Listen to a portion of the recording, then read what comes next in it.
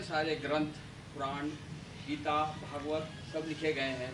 आदमी जीवन में इतने पढ़ नहीं पाता और आखिरी जीवन तक एक पुराण को पढ़ते पढ़ते उसकी समाप्ति हो जाती है। तो ऐसा कोई गुरुदेव रास्ता बताएं कि जो आदमी साधारण से साधारण वो करके और अपने जीवन में सफलता पा सके। गीता के 13वें अध्याय में वो रास्ता है, अन्येते मजानन्ता श्रुत्वा नेभ्य उपासते तेपि चाति तरन्ते व मृत्युं श्रुतिपरायणाः। देखिए, हर व्यक्ति को चिकित्सक या डॉक्टर होने की आवश्यकता नहीं है, लेकिन मरीज जितने डॉक्टर उतने मरीज की तो आवश्यकता नहीं ना। जितने मरीज होते हैं उससे कम संख्या डॉक्टर की होती होगी। तो वेदादि शास्त्रों के अध्ययन करने वाले तो गिने चुने व्यक्ति आजकल हैं, लेकिन उनसे सुनकर समझकर व्यक्ति अपने धर्म का किसी भी ग्रंथ का सार समझ सकता है। अब हम लोग भी अध्ययन छोड़ दें तो राष्ट्र का क्या होगा। हमारा कर्तव्य, हम आचार्य के पद पर हैं, ब्राह्मण घर में जन्म हुआ कि हम लोग वेदादि शास्त्र का अनुशीलन करते रहें।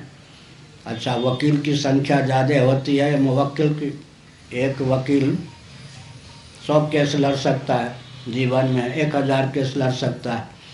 इसी प्रकार शास्त्र के मर्मज्ञ, विशेषज्ञ और श्रुति स्मृति पुराण इतिहास में सामंजस्य साधने वाले तो करोड़ों में 1-2 होते हैं आजकल। लेकिन उनके बताए हुए मार्ग पर, जैसे एक घटना है, एक दीवान जी थे पुलिस विभाग, वृंदावन की घटना है, तो मेरे पास आए। मैंने कहा तुम्हारा बेटा बहुत झूठ बोलता है, इसको वकील बना दो। वो मेरे पास रहकर इतिहास में एमए कर रहा था विद्यार्थी। मैंने कहा बहुत झूठ बोलता है, इसको वकील बना दो। मैं तो दीवान जी ने कहा मैं उसको वकालत पढ़ा दूंगा। तो मुझे बहुत आश्चर्य लगा, दीवान जी की योग्यता तो ऐसी नहीं है, मिडिल पास रहे होंगे या क्या, बहुत साल पहले की। हमने कहा वकील कैसे बना दोगे, मैं पढ़ा दूंगा, अमुक अमुक धारा के अंतर्गत अरेस्ट करता हूँ ना। समझ गए ना। आजकल भारत में क्या होता है, तहसीलदार एमएलए, वो तहसीलदार जो है क्या है, एलएलबी नहीं है, जजमेंट देते हैं। अभी देश का क्या होगा,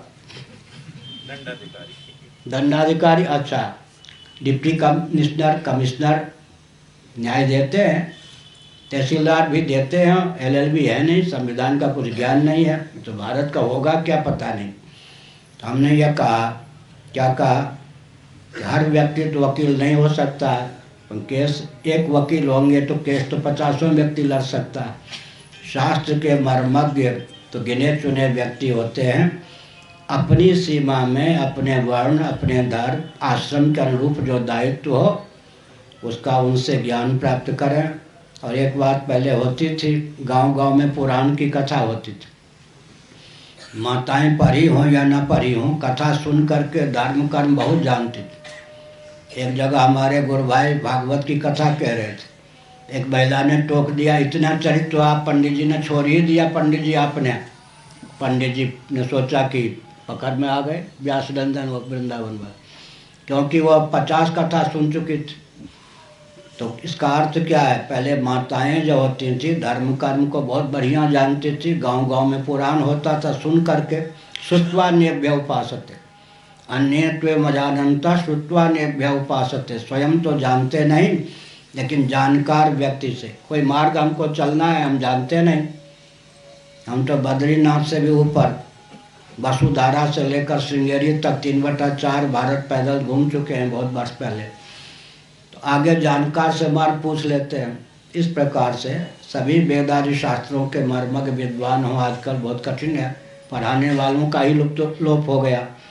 फिर भी जो 2-4 व्यक्ति हैं उनसे भी पूछ करके अपने कर्तव्य का ज्ञान प्राप्त कर सकते हैं और शास्त्र का तात्पर्य सरल शब्दों में भी समझ सकते हैं। और